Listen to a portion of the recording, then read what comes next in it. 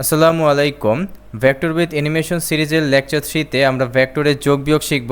তো প্রথমে দুটো ভেক্টরের যোগ, তারপর দুটো ভেক্টরের বিয়োগ, তারপর 3 বা তার চেয়ে বেশি ভেক্টরের যোগ বিয়োগ কীভাবে করতে হয় সেটা শিখব। তো চলো আমরা শুরু করি। সো প্রথমে আমাদেরকে ভেক্টর শিফটিং সম্পর্কে জানতে হবে। তো তার আগে একটা কথা বলে নেই যে লেকচার 1-এ আমি কিছু কোশ্চেন দিয়েছিলাম যার আনসার আমি লেকচার 2-তে দিতে ভুলে গিয়েছি। সো এই ভিডিওতে আমি সেই কোশ্চেনগুলোর আনসার দিয়ে দিব ইনশাল্লাহ।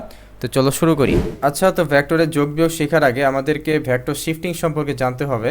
সো ভেক্টর শিফটিং হচ্ছে এই ভেক্টরকে এক জায়গা থেকে আরেক জায়গায় নিয়ে যাওয়া এমনভাবে যাতে মান এবং দিক অপরিবর্তিত থাকে। সো খেয়াল করে দেখো যে আগে ভেক্টরটার দিক ছিল হচ্ছে ডান দিকে, এখনও কিন্তু ডান দিকেই আছে, অর্থাৎ দিক অপরিবর্তিত। আচ্ছা, মান কি অপরিবর্তিত আছে? হ্যাঁ, অবশ্যই আছে, কারণ দেখো লেকচার 1-এ আমরা বলেছিলাম যে একটা ভেক্টরের যে দৈর্ঘ্য সেটা কিন্তু ওই ভেক্টরটার মান নির্দেশ করে, তাই না? সো আগে ওই ভেক্টরের দৈর্ঘ্য যা ছিল এখনও কিন্তু ওই ভেক্টরের দৈর্ঘ্য তাই আছে, অর্থাৎ মান অপরিবর্তিত আছে। আর একটু আগে দেখলাম দিক অপরিবর্তিত আছে। সো এইভাবেই আমরা একটা ভেক্টরকে শিফট করতে পারি। সো ভেক্টর শিফটের দরকার কি? ধরলাম যে এই অবজেক্টের ওপরে দুইটা ফোর্স প্রয়োগ করা হয়েছে। সো আমরা এখন জানতে চাই যে এই বস্তুটা অ্যাকচুয়ালি কোন দিকে যাবে, তাই না? সো এটা করার জন্য আমাদেরকে ত্রিভুজ সূত্র অ্যাপ্লাই করতে হবে, অ্যান্ড তার জন্য এরকম একটা ভেক্টর শিফটিং করার পর আমাদেরকে লব্ধি বের করতে হবে। সো এই ত্রিভুজ সূত্রটাই আমরা এর পরবর্তী স্লাইডে দেখব। আচ্ছা, তো এখন আমরা ভেক্টর যোগে ত্রিভুজ সূত্র শিখব। সো প্রথমে আমরা ধরে নিলাম আমাদের কাছে দুটো ভেক্টর আছে, একটি আর ভেক্টর এবং আরেকটি হচ্ছে ওয়াই ভেক্টর। সো এরা যে কোনো ভেক্টর হতে পারে ফোর্স, হতে পারে ভেলোসিটি বা বেগ, হতে পারে ডিসপ্লেসমেন্ট বা সরণ। সো যে কোনো দুটি ভেক্টরকে আমরা ত্রিভুজ সূত্রের মাধ্যমে যোগ করতে পারবো। তো তার জন্য ভেক্টর শিফট করে আমরা একটি ভেক্টরকে এখানে নিয়ে আসলাম। এখন দ্বিতীয় ভেক্টরকে এমনভাবে শিফট করতে হবে যাতে প্রথম ভেক্টরের শীর্ষবিন্দু এবং দ্বিতীয় ভেক্টরের পাদবিন্দু এক জায়গায় মিলে যায়। আই রিপিট, প্রথম ভেক্টরের যে শীর্ষবিন্দু আছে অ্যান্ড দ্বিতীয় ভেক্টরের যে পাদবিন্দু আছে তাদেরকে এক জায়গায় মিলিত করতে হবে। আচ্ছা, এরপর আমাদের লব্ধি বের করতে হবে। তো তাহলে আমরা কি করব? প্রথম যে ভেক্টরটার পাদবিন্দু এবং দ্বিতীয় যে ভেক্টরটার শীর্ষবিন্দু সেটা চিহ্নিত করে পাদবিন্দু থেকে শীর্ষবিন্দু পর্যন্ত একটা ভেক্টর টানতে হবে। সো এটাই হচ্ছে আমাদের লব্ধি, বা লব্ধি মানে হচ্ছে দুটো ভেক্টরের যোগফল। আচ্ছা, সো এটা সহজে মনে রাখা একটা টেকনিক শিখিয়ে দেই। ধরে নিলাম যে একটা গাড়ি আছে এখানে। সো প্রথমে এই গাড়ির একটা সরণ হলো, ধরলাম আর ভেক্টর পরিমাণ সরণ। আমি বলেছি এই আর যে কোনো ভেক্টর হতে পারে, এই জায়গায় আর হচ্ছে সরণ। তারপর ধরলাম এই গাড়িটার আরেকটা সরণ হলো, সেই সরণ হচ্ছে ওয়াই। তাহলে তোমরাই বলো, তাহলে এই গাড়িটার মোট সরণ কত হবে? অবশ্যই আমরা যে প্রথম সরণ এবং দ্বিতীয় যেই সরণ দুটো যোগ করে দিলে যা হবে সেটাই তো টোটাল সরণটা হবে, তাই না? অ্যান্ড চিত্র থেকে কি মনে হচ্ছে, ইনিশিয়াল থেকে ফাইনাল অবস্থান পর্যন্ত যদি আমরা একটা ভেক্টর টানি, সো এটাই তো আমাদের সেই সরণ, অর্থাৎ এটাই হচ্ছে দুটো ভেক্টরের যোগফল। সো এইভাবে সরণের মাধ্যমে আমরা চাইলে ত্রিভুজ সূত্রটা মনে রাখতে পারি। আচ্ছা, আমরা তো প্রথমে আর নিয়েছি, তাই না? কিন্তু আমরা কি প্রথমে ওয়াই নিতে পারি না? যেমন চিত্রটা কি আমরা চাইলে এইভাবে আঁকতে পারি যে প্রথমে আমি ওয়াই ভেক্টরটাকে এখানে শিফট করলাম, তারপর আর ভেক্টরটাকে এখানে শিফট করলাম, অর্থাৎ প্রথমে নিয়েছি ওয়াই, তারপরে নিয়েছি আর। তাহলে লব্ধি কী হবে? প্রথম ভেক্টরটা যে পাদবিন্দু তা থেকে দ্বিতীয় ভেক্টরটা শীর্ষবিন্দু পর্যন্ত একটা ভেক্টর টানবো। সো খেয়াল করে দেখো, এটাই হচ্ছে আমাদের লব্ধি, ঠিক আছে? অ্যান্ড আরেকটা জিনিস দেখো যে এই লব্ধিটা হচ্ছে ওয়াই প্লাস আর, তার কারণ আমরা প্রথমে যেহেতু ওয়াই নিয়েছি তাই প্রথমে আমরা এখানে ওয়াই লিখলাম, আর এই লব্ধিকে আমরা বলবো হচ্ছে আর প্লাস ওয়াই, কারণ দেখো আমি এখানে প্রথমে আর নিয়েছি তারপরে ওয়াই। কিন্তু খেয়াল করে দেখো তো, এই লব্ধি এবং এই লব্ধি দুটো কি একদম সেম না? আমরা তো 5 প্লাস 6ই লিখি আর 6 প্লাস 5ই লিখি, দুটো তো একদম সমান। ঠিক একইভাবে তোমরা তোমাদের বইয়ে দেখবে যে r plus y is equal to y plus r, অর্থাৎ দুটো একদমই সেম, এই দুটো লব্ধি একদম সেম, অ্যান্ড এই ব্যাপারটাকে বলা হয় ভেক্টর যোগের বিনিময় সূত্র। আচ্ছা, যাই হোক, তো কোশ্চেন হচ্ছে যে ত্রিভুজ সূত্র আমরা কখন ইউজ করি, একটা উদাহরণ দিলে ভালো মতো বুঝতে পারবে। ধরে নিলাম এখানে একটা অবজেক্ট আছে, অ্যান্ড অবজেক্টের উপর তুমি ডান দিকে একটা বল প্রয়োগ করেছো F1 এবং এই দিকে একটা বল প্রয়োগ করেছো F2। সো এখন এই বস্তুটা তো মাঝখানে কোনো এক দিক দিয়ে যাবে, তাই না? অর্থাৎ লব্ধি যেই দিকে ওই দিক দিয়ে যাবে। সো আমার F1 এবং F2 যোগ করে লব্ধি বের করতে হবে। তো তার জন্য আমি ভেক্টর শিফট করলাম, এমনভাবে শিফট করলাম যাতে প্রথম ভেক্টরটার শীর্ষবিন্দু দ্বিতীয়টার পাদবিন্দুতে ঢুকে যায়, অর্থাৎ সহজ কথায় প্রথমটার মাথা দ্বিতীয়টার লেজের ভেতরে ঢুকে যায়। এরপর প্রথমটার পাদবিন্দু থেকে দ্বিতীয়টার শীর্ষবিন্দু পর্যন্ত যদি একটা ভেক্টর আনি, এটাই হচ্ছে আমাদের লব্ধি। সেই লব্ধিটা যদি আমি এখন আবার শিফট করে বস্তুর উপরে বসিয়ে দেই, তাহলে বস্তুটা লব্ধি যেদিকে ওই দিকে যাবে। খেয়াল করে কি দেখেছ, আমি এই দুটো ভেক্টরকে একটু হালকা করে দেখিয়েছি।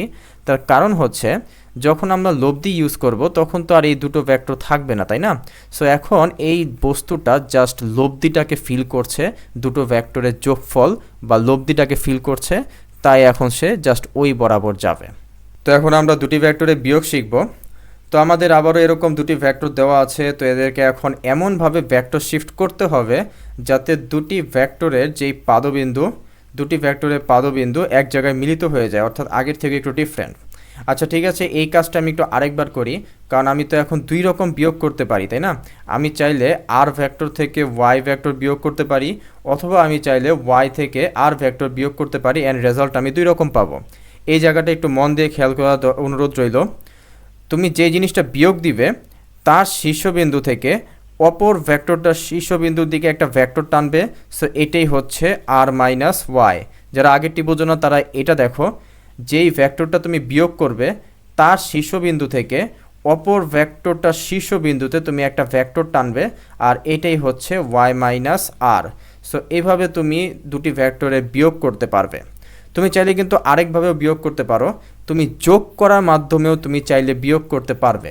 খেয়াল করে দেখো, আমি ধরে নিলাম যে তুমি আর মাইনাস ওয়াই বের করতে চাও, আর আর মাইনাস ওয়াই মানে হচ্ছে আর প্লাস মাইনাস ওয়াই, তাই না? সো তুমি যদি আর এবং মাইনাস ওয়াই ভেক্টরের মধ্যে যোগ করো তাহলেই কিন্তু তুমি সেই আর মাইনাস ওয়াই পেয়ে যাবে। সো আর মাইনাস ওয়াই ভেক্টর কোনটা? খেয়াল করে দেখো, আমরা যদি ওয়াই ভেক্টরকে উল্টিয়ে দেই তাহলেই কিন্তু এটা হয়ে যাবে মাইনাস ওয়াই ভেক্টর, তাই না? এখন আমি একটা কাজ করব, এই দুটো ভেক্টরের মধ্যে ত্রিভুজ সূত্র অ্যাপ্লাই করব। সো এমনভাবে এদেরকে শিফট করে আমি নিয়ে আসলাম যাতে দেখো একটার শীর্ষবিন্দু দ্বিতীয়টার পাদবিন্দুতে ঢুকে যায়। তারপরে আমি এখন এই দুটো ভেক্টরের যোগফল বের করতে চাই। সো যোগফল হচ্ছে যে একটা পাদবিন্দু থেকে আরেকটা শীর্ষবিন্দু পর্যন্ত আমি একটা ভেক্টর রাখবো। সো এটাই হচ্ছে আমার দুটি ভেক্টরের যোগফল, বা এটা হচ্ছে আর মাইনাস ওয়াই। তাহলে খেয়াল করে দেখো, আমি কিন্তু যোগ করার মাধ্যমেও বিয়োগ করতে পারবো। আচ্ছা, তো এখন আমরা দুইয়ের অধিক ভেক্টরের যোগ শিখব। তো ধরলাম আগের মতোই আর এবং ওয়াই ভেক্টর আছে এবং তার সাথে একটা এক্সট্রা ভেক্টর ডাব্লিউ আছে। সো এখন আমি ভেক্টর শিফট করে আরটাকে এখানে নিয়ে আসলাম। তারপর ওয়াইটাকে এমনভাবে শিফট করতে হবে যাতে প্রথম ভেক্টরটার যেই শীর্ষবিন্দু তা দ্বিতীয় ভেক্টরটার পাদবিন্দুর সাথে মিলে যায়। তারপর লাস্ট ভেক্টরটাকেও এমনভাবে নিয়ে আসতে হবে যাতে দ্বিতীয় ভেক্টরটার শীর্ষবিন্দু তৃতীয় ভেক্টরটার পাদবিন্দুর সাথে মিলে যায়, অর্থাৎ একটার পর একটা ভেক্টর আমাদেরকে সাজাতে হবে। সো এরপর আমার যোগফল বা লব্ধি বের করতে হবে। তো তার জন্য আমি একটা কাজ করব, প্রথম ভেক্টরের যেই পাদবিন্দু আছে সেখান থেকে একদম লাস্ট ভেক্টরের শীর্ষবিন্দু পর্যন্ত একটা ভেক্টর রাখবো। সো এটাই হচ্ছে আমাদের লব্ধি, এটাই হচ্ছে রেজাল্টেন্ট, অর্থাৎ আর প্লাস ওয়াই প্লাস ডাব্লিউ। আচ্ছা খেয়াল করে দেখো, এখন কিন্তু আর আগের মতো ত্রিভুজ তৈরি হয়নি, এখন একটা বহুভুজ তৈরি হয়ে গেছে। সো এরকমই বহুভুজ তৈরি হতে পারে, পঞ্চভুজ, ষড়ভুজ, যে কোনো রকমের বহুভুজ বা পলিগন তৈরি হতে পারে। সো এই জন্য এই ভেক্টরের যোগকে আমরা বলবো ভেক্টর যোগের বহুভুজ সূত্র বা ল অফ পলিগন। আচ্ছা, তো আমরা ভেক্টর যোগের আরও কয়েকটি সূত্র শিখব, বাট তার আগে ওই লেকচার 1-এর কোশ্চেনটার আনসার দিয়ে নেই। সো কোশ্চেনটা ছিল -5 ইন্টু এ ক্যাপ। সো বের করতে হবে যে এর মান কত এই ভেক্টরটির এবং একক ভেক্টর কত। আচ্ছা, তো আমি বলেছিলাম যে তোমরা যদি মনে করো যে মান হবে -5 এবং একক ভেক্টর হবে এ ক্যাপ, এটা কিন্তু সম্পূর্ণভাবে ভুল। কেন ভুল সেটা একটু তোমাদেরকে বলি। মান কিন্তু কখনো নেগেটিভ হতে পারবে না, মান হবে অলওয়েজ 0 এর থেকে বড় একটা পজিটিভ সংখ্যা। 0 হতে পারে, যেমন নাল ভেক্টরের মান 0, বাট 0 বা 0 এর থেকে বেশি হবে। কেন মান পজিটিভ হবে সেটা একটু তোমাদেরকে বলি। দেখো, আমি তোমাদেরকে বলেছিলাম যে একটি ভেক্টরের যে দৈর্ঘ্য, এই দৈর্ঘ্যটা কিন্তু মান নির্দেশ করে। এখন কোনো ভেক্টরের দৈর্ঘ্য কি নেগেটিভ হতে পারে? অবশ্যই না।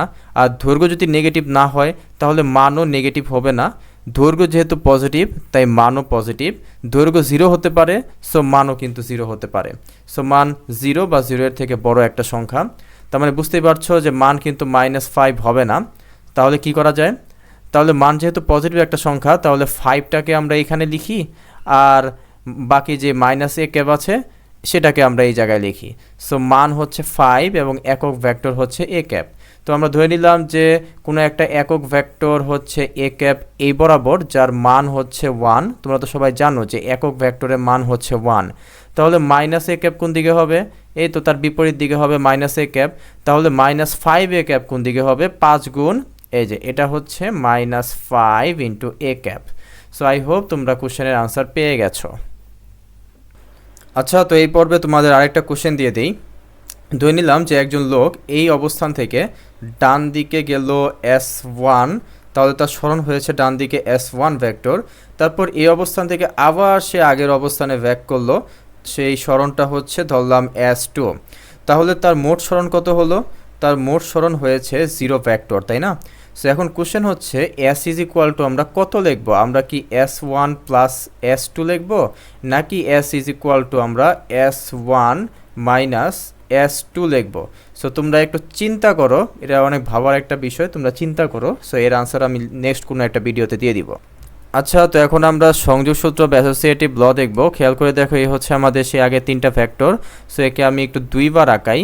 তো দেখো আমি জাস্ট একই চিত্রকে 2বার এঁকেছি। সো সংযোগ সূত্রটা হচ্ছে, আমি যদি প্রথমে আর এবং ওয়াই যোগ করে তারপরে ডাব্লিউ যোগ করি তাহলে যে রেজাল্ট পাবো, আমি যদি প্রথমে ওয়াই এবং ডাব্লিউ যোগ করার পর যদি আর যোগ করি তাহলে আমরা সেম রেজাল্টটাই পাবো। সো এটা তেমন একটা ইম্পর্টেন্ট ল না, বাট তাও যেহেতু বইয়ে আছে একটু দেখিয়েই দেই। খেয়াল করে দেখো আর প্লাস ওয়াই কোনটা? আর প্লাস ওয়াই হচ্ছে এই যে এটা, তাই না? দেখো আর এবং ওয়াইয়ের মধ্যে যোগ করো ত্রিভুজ সূত্র অ্যাপ্লাই করে, তাহলে এটা হচ্ছে আর প্লাস ওয়াই। এখন আর প্লাস ওয়াইয়ের সাথে ডাব্লিউ যোগ করতে হবে। সো ত্রিভুজ সূত্র অ্যাপ্লাই করো এই ভেক্টর এবং এই ভেক্টরের মধ্যে, তাহলে তুমি যে রেজাল্টেন্ট বা লব্ধি সেটা হচ্ছে এটা, আর প্লাস ওয়াই প্লাস ডাব্লিউ। ঠিক আছে, এখন আমরা এটা নিয়ে কাজ করি, Y plus W. So Y এবং ডাব্লিউ যোগ করলে দেখো এই যে ওয়াই এবং ডাব্লিউ যোগ করলে ত্রিভুজ সূত্র বলে আমরা রেজাল্ট পাবো এটা। So Y plus W. এখন ওয়াই প্লাস ডাব্লিউর সাথে যদি আমরা আর যোগ করি, দেখো এই দুটো ভেক্টরের মধ্যে যদি আবার ত্রিভুজ সূত্র অ্যাপ্লাই করি তাহলে আমরা রেজাল্ট পাবো এটা। সো এই ভেক্টরটা হচ্ছে ওয়াই প্লাস ডাব্লিউ প্লাস আর। খেয়াল করে দেখো তো, এই ভেক্টর এবং এই ভেক্টর দুটো তো একদম সেম, তাই না? সো বোঝাই যাচ্ছে যে এখানে আমরা যা পেয়েছি এবং এখানে আমরা যা পেয়েছি দুটো সেম হবে, অর্থাৎ এখানে বাম পক্ষ এবং ডান পক্ষ সেম হবে। বাট যদিও এটা খুবই ইজি, আমি জানি তোমাদের এত প্রমাণ করার আসলে দরকার ছিল না, তোমরা এমনি এটা পারতে। এবং সবার শেষে হচ্ছে ভেক্টর যোগের বন্টন সূত্র, খুবই ইজি। এ প্লাস বি এর আগে আমরা যদি 5 বা যে কোনো একটা স্কেলার সংখ্যা গুণ দেই, তাহলে এই 5টাকে আমি এ এবং বি এর মধ্যে বন্টন করে দিতে পারি। সো এটাই হচ্ছে বন্টন সূত্র। সো আজকের এই ভিডিও এই পর্যন্তই ছিল। নেক্সট ভিডিও হচ্ছে সামান্তরিক সূত্রের উপর। সো সেটা দেখার অনুরোধ রইল। Thank you.